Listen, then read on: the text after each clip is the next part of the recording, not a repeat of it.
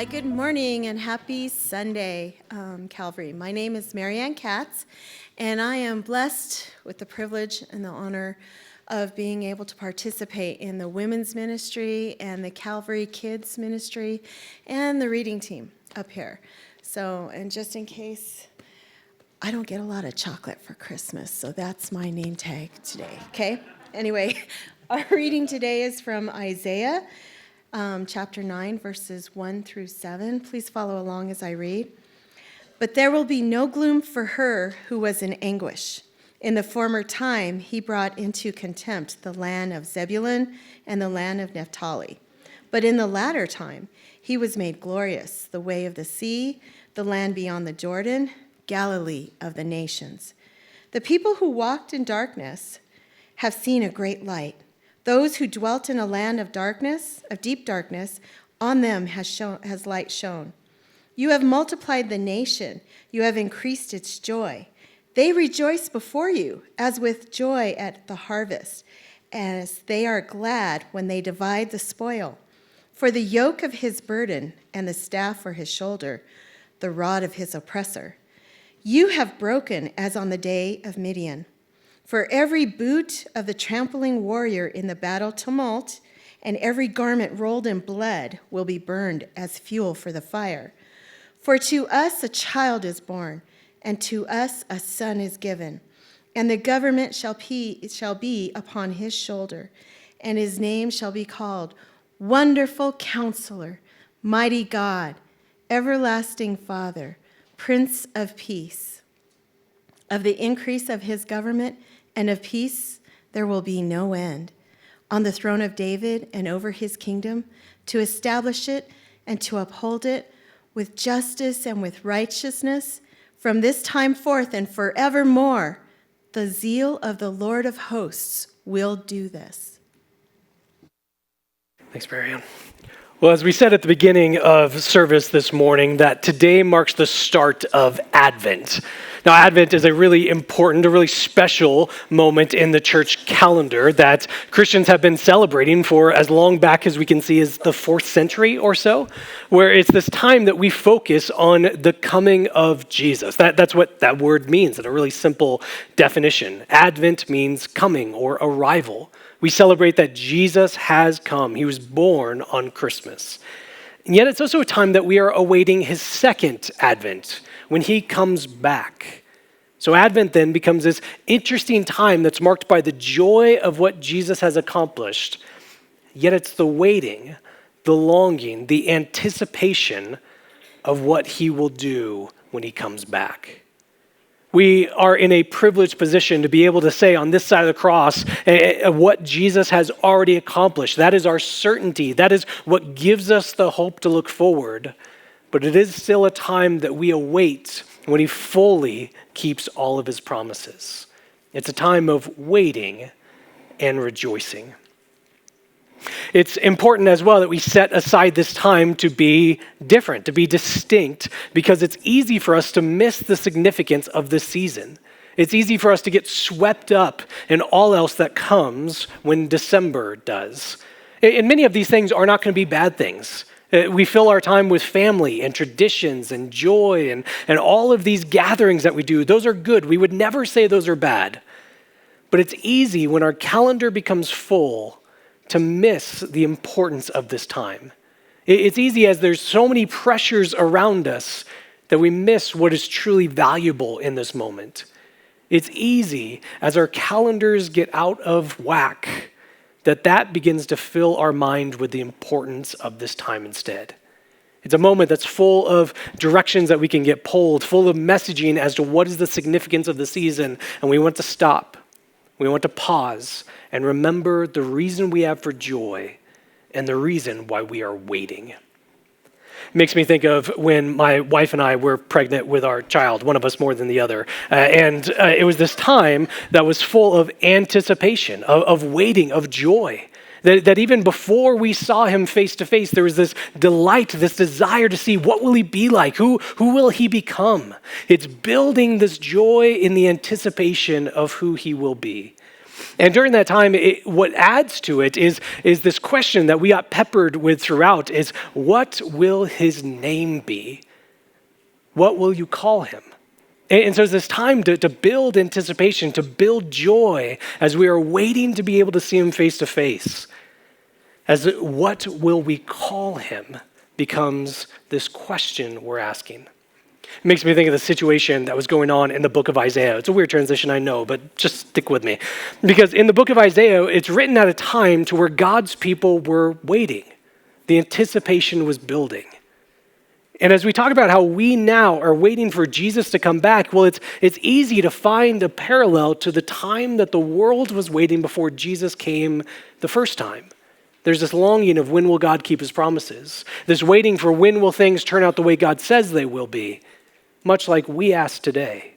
And so it's easy to go to these places towards the end of the Old Testament and see, well, there's friends, there's peers. They too were waiting like we were. But the book of Isaiah in particular makes me think of this because the first 9 to 10 chapters or so, well, the way the story is told is through the promise of sons and the unique names that they were given. God is working through the lives of his people, and he continues to say that these sons will be given, and they're given unique names as ways to show the work that God is doing. Now, let me give some context to the book of Isaiah so we can understand why this matters, why this is significant.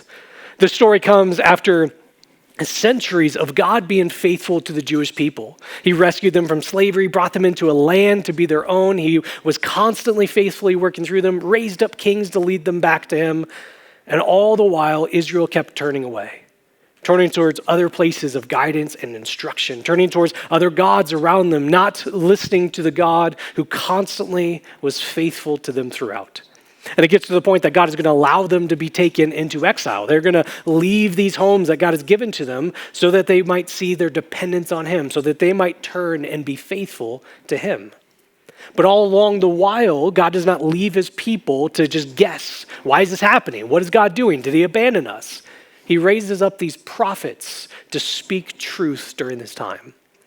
One of these prophets was a man named Isaiah who spoke of what God was doing during this time. All of it's happening, or at least the beginning portion is happening under the reign of this king named Ahaz.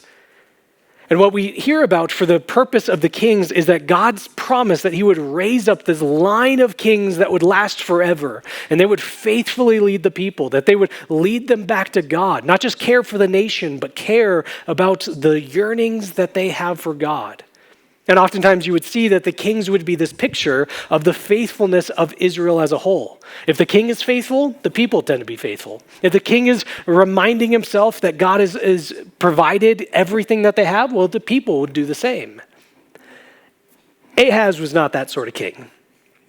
He was an awful king. He trusted, he thought that security came from his political wheelings and dealings. His ability to lead is what he thought it all came down to. He looked at how glorious the nation was and didn't realize how it became glorious from God working through them. He thought, well, I must be doing something right to get to this place. He even began to worship other gods, those who were from the nations around. And sometimes that would involve child sacrifice, which he was a willing participant of. He was an awful, awful king. And so for those who were faithful in Israel, or even us reading the story, it's hard not to go to, but God promised. God said what he would do. Why does it seem like that's not happening? God said what he would accomplish. Well, when is he going to get around to doing this? How long will we continue to wait? And the anticipation keeps building. Well, as a way to give encouragement, God told Isaiah that that this child would be born, this child of promise, to remind the people that God had not left them. God was going to keep his word. He said this child would be born and would be named Emmanuel, which means God with us. He says that this child will be a sign that I am with my people. I've not left. I'm not caught off guard. And there's an initial fulfillment of that. A child is born even to Isaiah's family, who is this reminder that God is with his people. But even that doesn't fully get to the extent of the promise. Is still not 100% God with his people, there with him. There's no pulling away. He's not feeling this closeness with him that was unprecedented. It's pointing to more. It's pointing to a greater need beyond Isaiah's day even. Well, that kicks off this whole process of Isaiah naming the sons that are given to him as the way that God is working through his people. He has a son named Shir Jasheb, which means a remnant will return. It's the promise that God will bring some of his people back to this land, that he will continue to work through them. He has a son after that named Mahershala Hashbaz, which means the spoil speeds and the prey hastens. It's a really catchy name. I'm sure it was in consideration for you guys. But it's this idea that disaster is about to come for the Israelites. But it's this reminder that God's not caught off guard by this. This isn't an accident. God is using this to bring about faithfulness in his people. All along the while, Isaiah has these sons to tell the story that God is doing through the people. But it points to something further than that.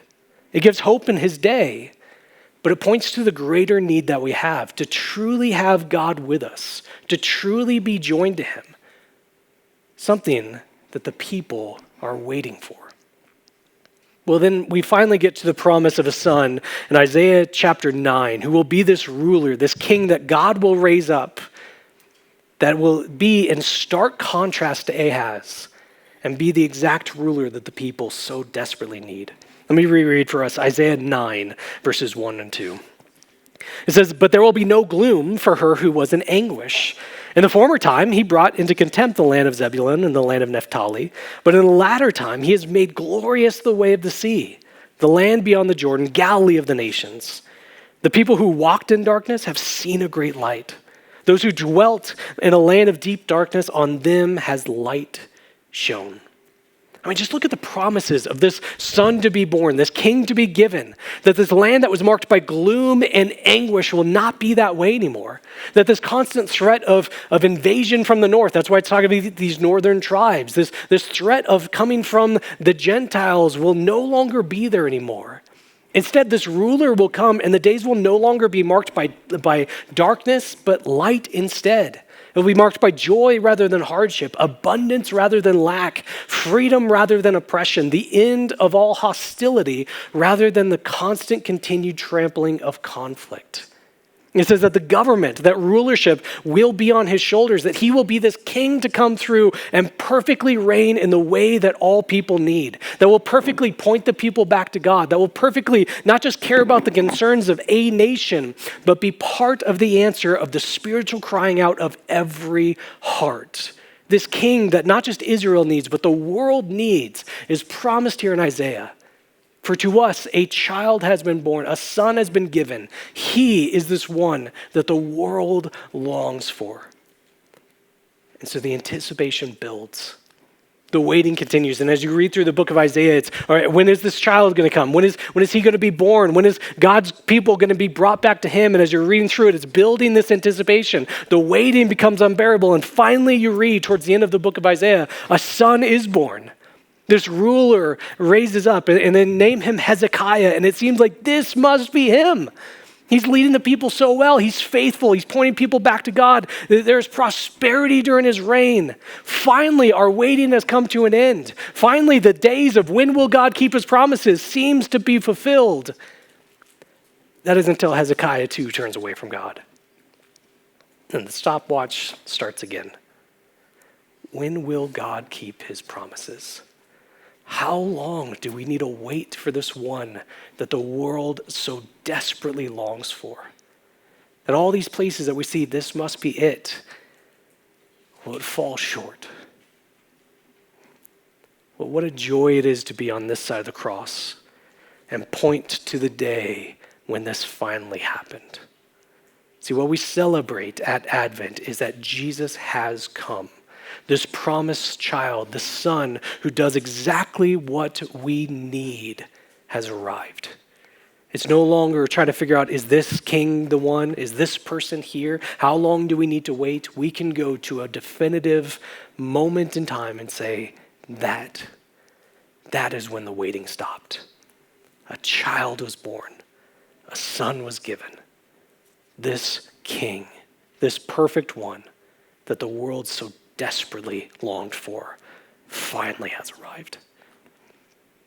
So the way that we're going to spend Advent this year is we're going to look through these names that are given in the book of Isaiah to help us to understand who is this one who has come, to know how we can relate to him now, but also point ahead to what are we still longing for? What are we still waiting for the full completion of to happen? He has come, he has put in work that will certainly be fulfilled. And our hope, our encouragement comes from the fact that he has arrived. He will arrive again. So as we look at these names, as we see how do we relate to him, we see names like Wonderful Counselor, Mighty God, Everlasting Father, Prince of Peace, Jesus. This one who is promised, that is who he is. This morning I'm going to take that first name that's given from Isaiah chapter 9, and that is Wonderful Counselor. How is Jesus our Wonderful Counselor? Well, this idea of a counselor, especially in this government type position, is being able to give guidance and direction for an entire people, to give encouragement to a nation as to what is to do that's best for their preservation, for their success, this giving of guidance on a national type level.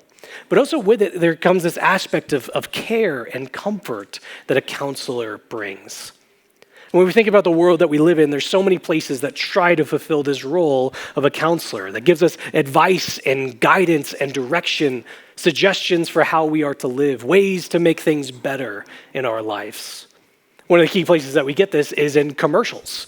There's all kinds of counsel as to your life is incomplete unless if you get this product. It's going to make things so much better for you. Or we can get counsel from friends, those who know us well and can speak into our life. Maybe we just got done getting a bunch of counsel at the Thanksgiving table as there was jabs from relatives at that time, hypothetically. Or one of the greatest places of counsel that we go to now comes in the form of reviews. Whether we're looking to buy something or just trying to find a place to eat, we are quick to go to, what have other people said about this? Of course, we just filter it out by 5 stars or 1 stars. Everything else is just a waste of time. But we are quick to seek out counsel for everything. But it's not as though we're just victims of this, that everyone is just trying to tell us what to do. There's actually a part of us that really craves this guidance. There's a pastor in Kenya who had a quote that I just really liked. His name is Joshua Lamayan. He put it this way. He says, "Counsel abounds because crossroads abound. Our lives are full of gray areas, thin lines, and uncharted territories. Moments and seasons where the wisdom that we relied on previously will not suffice. To live in this life is to learn. Therefore, the question is not whether you have a counselor, but rather who it is." See, there's so much uncertainty. There's so much the fear around us that it's not just that people are trying to tell us what to do. We're desperate for that. We crave guidance. We crave counsel. Because without that information, without some sort of direction to go to, well, that's when insecurity comes. That's when anxiety takes over. I mean, how often do we feel or hear other people just say, I don't know what to do. I don't know where to go. That so plagues people today. We are desperate for a counselor. And so that's what makes the promise of Isaiah 9 that this one who is to come, who is a wonderful counselor, is so beautiful, because that is exactly what we need. But Jesus did not just promise to be a wonderful counselor. As we go to the New Testament, we see he is that very counselor we so desperately need. I think of a place like Hebrews chapter 4, which is speaking of Jesus' unique role as our high priest, the one who mediates between us and God. As he does that, there's so much of it that's counsel that's given, guiding us back in the way that we need, giving us direction to go in life. So let me read Hebrews 4, 11 through 16, and we can see in this how Jesus is our wonderful counselor. It says this, "Let us therefore strive to enter that rest, so that no one may fall by the same sort of disobedience." Talking about Israel in the past. "For the word of God is living and active, sharper than any two-edged sword, piercing to the division of soul and of spirit, of joints and of marrow, and discerning the thoughts and intentions of the heart. And no creature is hidden from his sight, but all are naked and exposed to the eyes of him to whom we must give an account. Since then, we have a great high priest who has passed through the heavens, Jesus, the Son of God. Let us hold fast to our confession. For we do not have a high priest who's unable to sympathize with our weaknesses, but one who in every respect has been tempted as we are, yet without sin. Let us then with confidence draw near to the throne of grace, that we may receive mercy and find grace to help in time of need. It's such a beautiful passage that speaks of who Jesus is for us. As we're looking at how do we relate to him, how do we know him, we see so much of how he is a counselor in this passage. A few different ways that I want to pull out as to how Jesus can counsel from this passage. The first one would be Jesus can counsel because he is wonderful, going back to that language of Isaiah 9. When something is wonderful, it means it's tremendous, it's awe-inspiring, it's extraordinary. And it's that word in particular that I think captures this idea. It's extraordinary. It's beyond what we typically find on this world. It surpasses what we're used to being able to locate around us. And when we say Jesus is wonderful in this way, well, it's captured in this passage. Verse 14 speaks of how he's passed through the heavens. He is God himself. So by nature, he's something greater than what we typically find in this world. And so what that means is that the counsel that he can give will surpass anything else. We talk about how everything around us is trying to give us counsel. Well, here we have in Jesus one who is truly wonderful. Here we have is one whose word will be true and right. Here we have one who will be able to give us exactly what we need, guide us in the way to go, because he is wonderful. Think about how many times you and I have been given counsel, guidance, direction by other people, and it just falls apart. It's not what we needed. It just didn't work out. And that's not always because the other person is malicious, that they wanted to lead us astray. That's oftentimes not the case. They just don't have all the information, or they aren't able to give us exactly what we need in that time. Jesus as our counselor is wonderful. His guidance, his direction, his instruction is not like that. It will always be perfect. It will always be what we truly need. Jesus can counsel because his teaching is true. Verse 12 speaks of the character of God's word, what his message is, and it says that it's living and active. So it's not some dead words that we read from an ancient book, but something that continues to work in the lives of people today. That's why we open it up, not because we want to see, what did God do back then, but know that God continues to work through his very word today. And it pierces to the very heart of a person. It gets to exactly what is true. So when Jesus gives his counsel, his teaching is true because he knows what is in a person's heart, in their mind, and what it is that that person needs. Third, Jesus can counsel because he knows us. Verse 13 says that nothing is hidden from God's sight. Verse 15 says that he is like us. He can sympathize in every way. That he's not cold or aloof. He's not distant or unapproachable. I mean, how often do we want to get advice from someone who doesn't seem to care about us at all? But Jesus isn't like that. He knows what we are like because he came to be with us. And then finally, Jesus can counsel because he gives us what we need. Let me reread verse 16 for us again. It says, "Let us then with confidence draw near to the throne of grace, that we may receive mercy and find grace to help in time of need." I mean, such a beautiful promise. Let us draw near with confidence to God, who gives us what we need, gives us mercy and grace. Because Jesus is our counselor, because he is the one who mediates between us and God, this one who gives guidance back to him, gives us advice and direction for life that's always perfect, that surpasses anything else that we could possibly find in this world. He gives us exactly what we need, the ability to confidently draw near to God, the ability to receive mercy and grace, the ability to get exactly what it is that we need. And I think this verse in particular, beyond being a beautiful promise of what Jesus accomplishes for us, well, it ties back to the situation of Isaiah. Because as I talked about, God's people were rebelling, they were turning away. And it gets to the point that it was dire. It was heartbreaking to see how God is speaking to his people who have abandoned him, who have turned away. And it gets to this point that we get to a really harrowing passage at the beginning of the book of Isaiah. Let me read Isaiah 1, verses 15 through 17. This is God speaking to Israel. He says, "When you spread out your hands, I will hide my eyes from you. Even though you make many prayers, I will not listen. Your hands are full of blood. Wash yourself, make yourself clean, remove the evil of your deeds from before my eyes. Seek to do evil, learn to do good, seek justice, correct oppression, bring justice to the fatherless, plead the widow's cause." I mean, this is horrifying to read. God says, "I will hide my eyes from you. I won't hear your prayers." I mean, that's awful to read. How did we get to this place? This is God speaking to the people he chose for himself, brought to this land. But they've rebelled so far against him that they look nothing like him.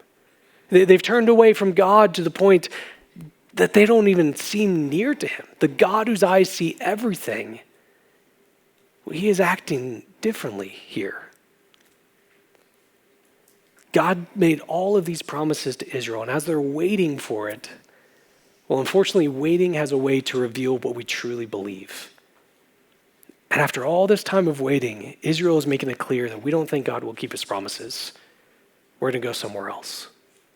We don't think God will do what he says he will do. We'll just take care of it ourselves. We don't think God is going to be faithful. So why should I be faithful? And it gets to this point to where he says, "I will hide my eyes from you." Now the question I have is, what changed? What changes from God saying this to Israel in Isaiah 1 to then saying later in Hebrews chapter 4 that we have the confidence to draw near to God himself? That we have the confidence to be joined in with him. I mean, even just sticking with Isaiah gets an opportunity to see the throne room of God, and he's terrified. He trembles. He doesn't have confidence. He doesn't feel he could draw near. He says, "I am unclean. I am unworthy." How do we then get to Hebrews chapter 4 that says, you don't need to be like that? You don't need to hang back. You don't need to prove yourself to be worthy. You can draw near.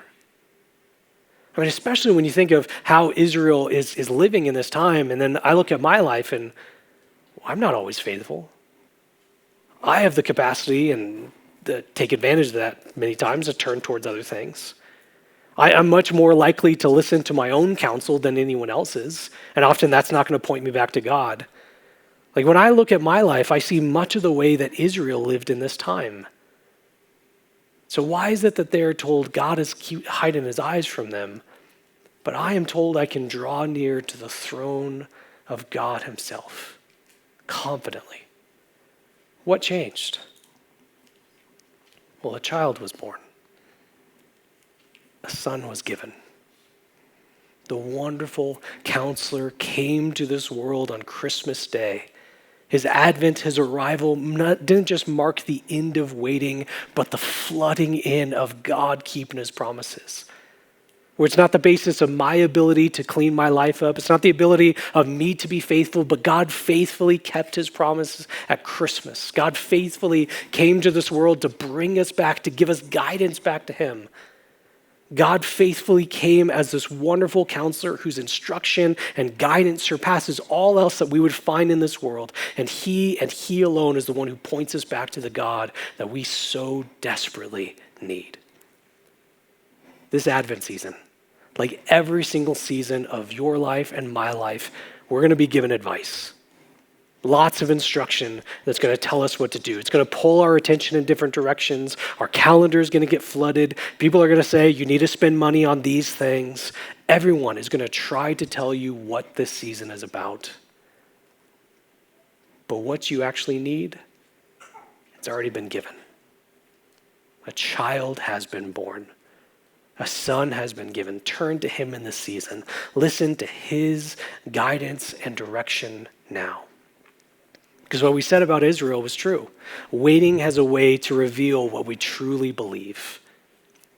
We are in a place where we can look back on Christmas and say, that stopwatch has stopped.